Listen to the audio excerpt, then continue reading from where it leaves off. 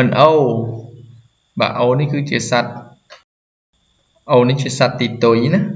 អូខេបន្តទៀត An Iceland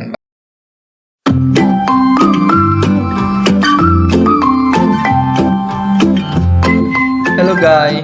welcome back to my video lesson. Yeah, today I'm going to share you about how to use an, some and any.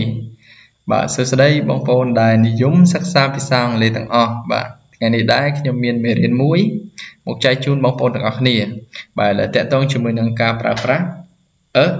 an, some ហើយនិង any តោះកុំឲ្យខាត់ពេលយូរតោះទៅសិក្សាមេរៀនពេញទាំងអស់គ្នាA is used when a noun starts a consonant sound មានន័យថាម៉េចបាទត្រូវបានប្រើប្រាស់នៅពេលដែលនាមដែលមានចំនួន1ចាប់ផ្ដើមដោយសូរព្យញ្ជនៈណាបាទអញ្ចឹងគឺគេប្រើប្រាស់ដើម្បីបង្ហាញអំពីចំនួន1ហើយប្រើប្រាស់ជាមួយនឹងបាទឯកវចននាមដែលផ្ដើមដោយអីផ្ដើមដោយសូរព្យញ្ជនៈឲ្យតែផ្ដើមដោយសូរព្យញ្ជនៈហើយប្រើជាលក្ខណៈឯកវចននាមគឺយើងត្រូវតែប្រើជាមួយនឹងណាអូខេឥឡូវយើងមកឧទាហរណ៍ទាំងអស់គ្នា a dog បាទឆ្កែមួយក្បាល a cat a cow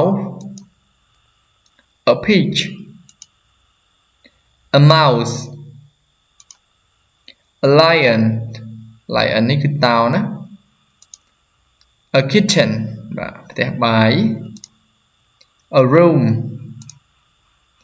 a mosquito net បាទ a mosquito net ហ្នឹងគឺមានន័យថាមុងបាទមុង a chair a table a bed a car a motor a plant a bike a van នេះគឺជាប្រភេទឡានទេសចរបាទឡាននេះគឺជាតូចជាងឡានក្រុងទេណាអូខេបន្តទៀត a bus បាទនេះគឺឡានក្រុង a school a teacher a student a school principal មានន័យថានាយកសាលាណា a class monitor បាទប្រធានថ្នាក់ a member បាទសមាជិកម្នាក់បាទអញ្ចឹងនាមដែលខ្ញុំបានឧទាហរណ៍ទាំងអស់នេះបាទសុទ្ធតែនាមដែលផ្ដើមដោយសូរព្យញ្ជនៈអញ្ចឹងគឺនាមទាំងអស់ហ្នឹងគឺសុទ្ធតែអាចប្រើជាមួយនឹងបានទាំងអស់ណាដោយសារតែវាផ្ដើមដោយសូរព្យញ្ជនៈអូខេឥឡូវយើងចូលទៅមួយចំណុចទៀតទាក់ទងទៅនឹងការប្រើប្រាស់ an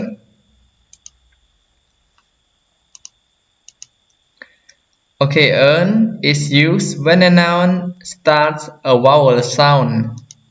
មានន័យថាម៉េចបាទ an ត្រូវបានប្រើប្រាស់នៅពេលដែលនាមដែលមានចំនួន1ចាប់ផ្ដើមដោយសូរស្រៈអញ្ចឹង an ហើយនឹងគឺយើងបកប្រែថា1ដូចគ្នាបង្ហាញអំពីចំនួន1ដូចគ្នាប៉ុន្តែបាទ an យើងប្រើប្រាស់ជាមួយនឹងបាទឯកវចននាមដែលផ្ដើមដោយសូរស្រៈអញ្ចឹងយើងប្រើជាមួយនឹងសូរព្យញ្ជនៈចំណែកឯ an យើងប្រើជាមួយនឹងសូរស្រៈណា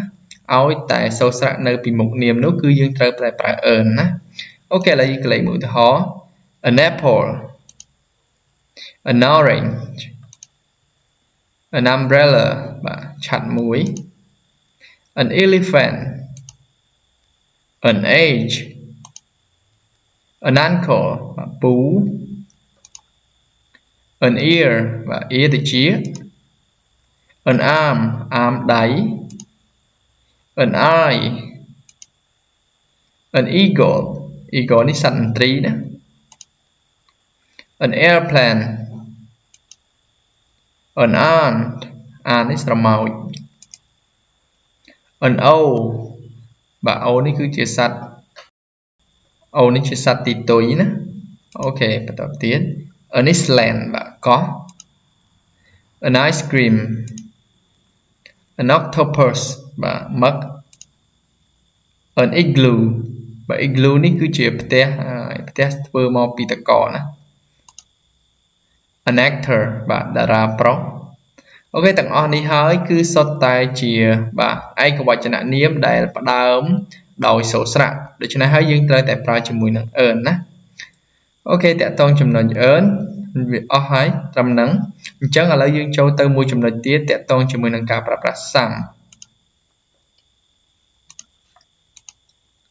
Okay, some is used in positive sentences. Some ត្រូវបានប្រើប្រាស់នៅក្នុងល្បះស្រោបបាទអញ្ចឹង some គឺបើសិនជាយើងបកប្រែថាខ្លះឬក៏មួយចំនួនហើយ some នេះដែរគឺប្រើប្រាស់បាននៅក្នុងតែល្បះស្រោបទេណាអូខេតោះឥឡូវយើងមើលឧទាហរណ៍ We need some bananas បាទយើងត្រូវការបាទចេកមួយចំនួនបាទ Tina has bought some new books បាទ Tina បាទទើបតែទិញសៀវភៅថ្មីបាទមួយចំនួនណា Tina ទើបតែទិញសៀវភៅថ្មីនឹងមួយចំនួនណា Tina has bought some new books អូខេបន្តទៀត She always takes some sugar with her coffee បាទនាងតែងតែដាក់បាទស្ករមួយចំនួនចូលទៅក្នុងកាហ្វេរបស់នាង She always takes some sugar with her coffee បាទអូខេបន្តទៀត There are some pens on the table បាទមានប៊ិចមួយចំនួននៅលើតុណា There are some pens on the table You should eat some fresh fruit បាទអ្នកគួរតែញ៉ាំបាទផ្លែឈើស្រស់ខ្លះទៅណា You should eat some fresh fruit អូខេបន្តទៀត I am looking for some good music បាទខ្ញុំកំពុងតែរកមើលបាទតន្ត្រីដែលល្អខ្លះណាខ្ញុំកំពុងតែរកមើលតន្ត្រីល្អខ្លះ I am looking for some good music បាទអញ្ចឹងតាក់ទងទៅនឹងចំណុច some បាទយើងប្រើប្រាស់នៅក្នុងល្បះស្រោបណាហើយយើងបកប្រែថាខ្លះឬក៏មួយចំនួនហើយ some ក៏អាចប្រើប្រាស់បានចូលទៅក្នុងមួយចំណុចទៀតដែរតោះឥឡូវយើងចូលទៅមើលមួយចំណុចទៀតOkay, some is used in question, request or offer បាទគេថាម៉េច some ត្រូវបានប្រើប្រាស់នៅក្នុងល្បះសំណួរប៉ុន្តែល្បះសំណួរហ្នឹងគឺជាល្បះសំណួរស្នើសុំឬក៏ការផ្ដល់ជូនណាអញ្ចឹង some មិនមែនប្រើបានតែក្នុងប្រយោគស្របទេប្រយោគសំណួរក៏ប្រើបានប៉ុន្តែសំណួរនោះប្រភេទសំណួរស្នើសុំណាឬក៏ផ្ដល់ជូនឥឡូវយើងមើលឧទាហរណ៍ទាំងអស់គ្នា Can I have some cookie? Can I have some cookies? បាទតើខ្ញុំអាចសុំបាទនំ cookie ខ្លះបានអត់ Okay, can I have some cookies? បន្តទៀត Can I have some water? បាទ Can I have some water? បាទតើខ្ញុំអាចសុំទឹកខ្លះបានអត់ណា Okay បន្តទៀត Could you lend me some money? Could you lend me some money? បាទតើអ្នកអាចឲ្យខ្ញុំខ្ចីលុយខ្លះបានដែរអត់ណា Could you lend me some money? Okay. Would you like some wine? បាទ wine នេះប្រភេទស្រាដបមិនមែនស្រាបៀរណា Okay. Would you like some wine? តើអ្នកត្រូវការបាទស្រាដបឬក៏ស្រាទំពាំងបាយជូរហ្នឹងខ្លះដែរអត់ណា Would you like some wine? Would you like some drink? បាទតើអ្នកត្រូវការភេសជ្ជៈមួយចំនួនឬក៏ខ្លះអត់ណា Would you like some drink? បាទគេបន្តទៀត Would you like some steak? Would you like some steak? បាទតើអ្នកត្រូវការសាច់ប្រទះខ្លះអត់ steak នេះប្រភេទសាច់ប្រទះណា Would you like some steak? អូខេតាក់ទងទៅនឹងចំណុច some យើងត្រូវចាំប៉ុណ្ណឹងបាទទី1គឺ some ប្រើនៅក្នុងល្បះស្រោបទី2 some គឺប្រើនៅក្នុងល្បះសំណួរប៉ុន្តែប្រភេទសំណួរស្នើសុំណាមានតែ2ចំណុចហ្នឹងទេឥឡូវយើងចូលទៅមួយចំណុចទៀតតាក់ទងទៅនឹងការប្រើប្រាស់ any Okay any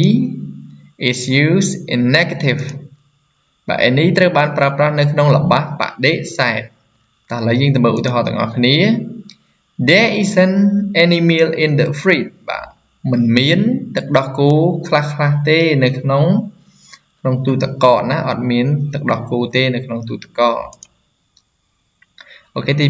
2 There aren't any student in the classroom បាទមិនមានសិស្សទេនៅក្នុងថ្នាក់រៀនណា There aren't any student in the classroom បាទមិនមានសិស្សខ្លះៗទេនៅក្នុងថ្នាក់រៀន There aren't any clothes in the wardrobe បាទមិនមានសម្លៀកបំពាក់សោះនៅក្នុងទូដាក់ខោអាវណា There aren't any clothes in the wardrobe We can't buy any poster in the shop We can't buy any poster in the shop បាទយើងមិនអាចទិញអីគេថាម៉េចមិនអាចទិញប្រភេទកាត poster កាតរៀបរាប់អំពីព័ត៌មានណានៅក្នុងហាងនេះទេគេថាមិនអាចទិញបាន poster ហ្នឹងប្របានមួយចំនួននៅក្នុងហាងនេះទេណាអូខេបន្តទៀត He didn't bring any friends to the party last night បាទថាម៉េចគាត់មិនបាននាំមិត្តភ័ក្តិរបស់គាត់ហ្នឹងខ្លះហ្នឹងទៅចូលរួមកម្មវិធីយប់មិញទេ He didn't bring any friends to the party last night បាទអូខេតោះទៅបន្តទៀត She doesn't have any books in her bag បាទនាងបាទមិនមានសភៅសោះនៅក្នុងកាបូបរបស់នាងសភៅមួយចំនួនណាអត់មានសភៅសូម្បីតាមួយក្បាលនៅក្នុងកាបូបរបស់នាង She doesn't have any books in her bag បាទអញ្ចឹងតកតងទៅនឹងចំណុច any យើងបកប្រែដូចសាមដែរខ្លះឬក៏មួយចំនួនប៉ុន្តែ any គឺប្រើប្រាស់បានតែនៅក្នុងល្បះបដិសេធណាត្រង់ចំណុចនេះតោះឥឡូវយើងចូលទៅចំណុច any មួយទៀតថាតើ any ប្រើបាននៅក្នុងទម្រង់អ្វីទៀតអូខេតោះ Any is used in general question បាទ Any ត្រូវបានប្រើប្រាស់នៅក្នុងល្បះសំណួរទូទៅ Any ត្រូវបានប្រើប្រាស់នៅក្នុងល្បះសំណួរទូទៅបងប្អូនមានចាំអត់កាលដែលយើងសិក្សាអំពីចំណុច some នៅក្នុងល្បះសំណួរអញ្ចឹង some នៅក្នុងល្បះសំណួរគឺគេប្រើប្រាស់បានដូចគ្នាប៉ុន្តែជាប្រភេទសំណួរបែបស្នើសុំចំណែក any គឺគេប្រើនៅក្នុងល្បះសំណួរទូទៅណាកុំឲ្យច្រឡំគ្នាណាតោះឥឡូវយើងមើលឧទាហរណ៍ទាំងអស់គ្នា Are there any chairs in the office បាទតើមានកៅអីខ្លះអត់នៅក្នុងការិយាល័យ Are there any chairs in the office បាទតោះមួយទៀត Are there any question បាទតើមានសំណួរទៀតអត់ Are there any questions អូខេបន្តទៀត Do you have any rulers បាទតើអ្នកមានបន្ទាត់ខ្លះអត់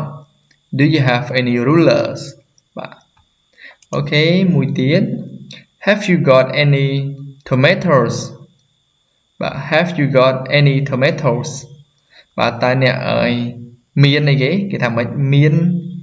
ផ្លែប៉េងប៉ោះបាទខ្លះអត់ Have you got any tomatoes អូខេបន្តទៀត Are there any exercises in this book Are there any exercises in the books បាទតើមានលំហាត់ខ្លះអត់នៅក្នុងសភៅនេះអូខេ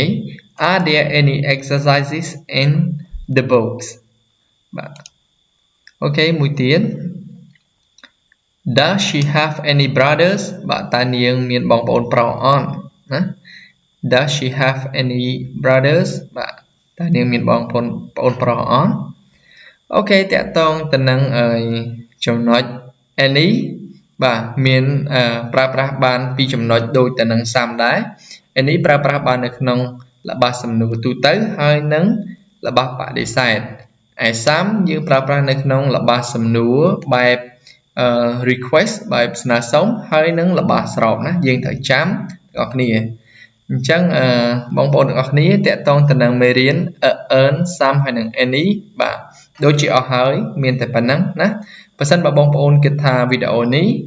មានតម្លៃហើយនឹងជាប្រយោជន៍សម្រាប់បងប្អូនទាំងអស់គ្នាបាទសូមជួយបាទ like share បាទហើយនឹង subscribe ផងដែរណាបើសិនបើបងប្អូនពេញចិត្តនៅវីដេអូរបស់ខ្ញុំបាទអរគុណច្រើនបាទជួបគ្នានៅវីដេអូបន្តទៀតអូខេ goodbye see you in the next video goodbye